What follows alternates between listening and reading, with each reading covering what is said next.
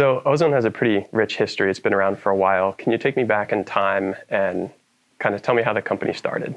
It's all started in 1998 with four people, which were David Pilkington, Mike Kavanagh, Rob Whittle, and Bruce Goldsmith. These guys came from another flying company and decided to leave the pretty average weather in the UK to get better conditions for work. Awesome. And why this location? Because obviously we have a nice little site to fly and we have good conditions to test. It's kind of very reliable, so we have a solid statistic of good conditions for testing. Even in winter, thanks of the kind of dry south face, we have thermals and we can extract some good conditions for testing all year round. In my understanding, Ozone started out in the paragliding market and then later expanded to paramotors, speed wings, kites, and such. Can you tell me a little bit about that? It's all started with paragliding, and it was back in around 2004, 2005. We got interested in the paramotoring world, and actually it all started with a young local pilot, which got involved in competition and was flying at the time a Vulcan, a paragliding wing, ENC, and he got selected in a French team, and he asked us, saying, "You guys, I'm going to the World Championship. Can you make a wing for me?" And that was at the time when we got really involved in that idea of making a dedicated wing for paramotoring, and this is how the first Viper 1 was created, and first shot got the world champion title that year with that wing and that pilot, Mathieu Rouanet. Yeah, I think that's super cool that it started out with the Viper, which is a super advanced wing, and then kind of expanded from there. The Ozone philosophy is something that I've always respected, and now that I'm here, I'm learning more and more about it. Ozone quotes like the true performance. Can one of you guys tell me more about the Ozone philosophy? Yeah, true performance is a motto that we kind of live by every day, and part of the benefit of flying in this area is that we have good thermic conditions all year round, and so the air's always moving, and we always want a wing that's strong and solid and stable throughout the speed range so that you can exploit the full speed and performance no matter what the air's doing. So true performance is something that we stick by with our wing philosophy and design. We want wings that are strong and collapse resistant whilst giving performance that you can use.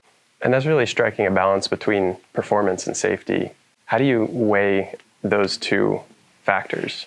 Well, safety is at the core of everything. You can have as much performance in the world as you want, but if it's unsafe to fly, you can't exploit that performance. So safety is the basis that we start from, and we do a lot of testing and work to ensure that the wings are safe for the target group. And once you've got safety in hand, then the performance can follow. Yeah, the concept of safety is a kind of a very wide thing, because people will think, safety equals certification rating, but it's more than that. Like, Doris was saying about the collapse resistance, it's also about how a wing is just simple to fly, intuitive, forgiving, comfortable. It's all these aspects which are important. Resistance to spin or stall. Being user-friendly. User-friendly, yeah. So with the Viper 1 being the first paramotor wing, obviously Ozone covers everything from beginner wings for people's first flight all the way up to competition level. How did it evolve from the Viper 1 to the entire range today? So the Viper 1 was our starting block, and it gave us a bit of proven performance in the high-performance paramotoring competition. But then obviously it was clear that we needed a product range for all levels of pilot. So we took the basic ingredients from the Viper and we brought it down to intermediate wings like the Roadster and the Speedster. But we didn't go so extreme with the heavily reflex profiles because we wanted better slow speed performance, better slow speed safety, and better inflation and so on, and something that was also certifiable to the EN tests. So we modified the Viper concept and put it into a lower aspect ratio wing for various different levels of pilots. That's awesome to hear, because two things you just said are things I've picked up as a user.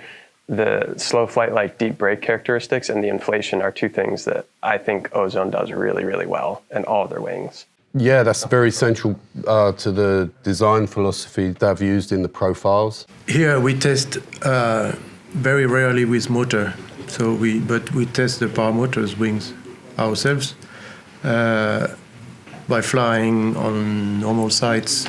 So we also need the quality for thermaling and stuff like that. If it's just a big truck, we can't go close to the cliff and thermal things. So we want agility and easiness, deepness in the brake and stuff like that. And it's also, then the wing is took by the paramotor pilot. At that time, that was Mathieu René, very talented and motivated paramotor pilot.